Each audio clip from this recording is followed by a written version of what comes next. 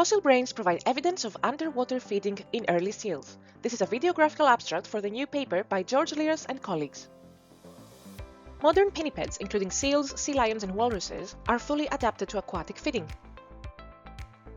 They use their whiskers to sense vibrations in the water and locate prey. Earliest pinnipeds lived around 24 million years ago. And they lived on land and in freshwater, much like mustelids today. But how did early pinnipeds forage? We focus on one of the earliest pinnipeds, Potamotherium.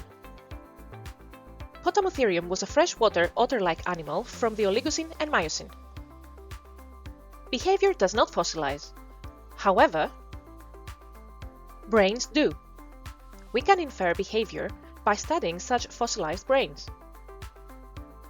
especially the size of the coronal gyrus. The coronal gyrus receives somatosensory input from the head, and particularly from the whiskers.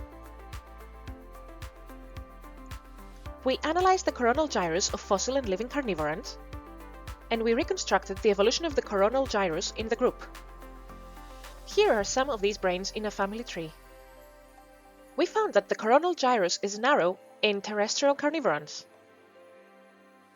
and that the coronal gyrus is expanded in underwater foraging carnivorans that use their whiskers.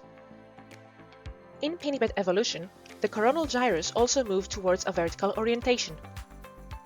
So what about Potamotherium? Potamotherium has an expanded coronal gyrus. So Potamotherium relied on its whiskers for foraging. This means that the ancestors of modern pinnipeds had already a whisker-orientated foraging. And whisker-orientated foraging made the transition to marine life easier. Want to learn more? Check out our new paper. You can do that by following the link or scanning the QR code.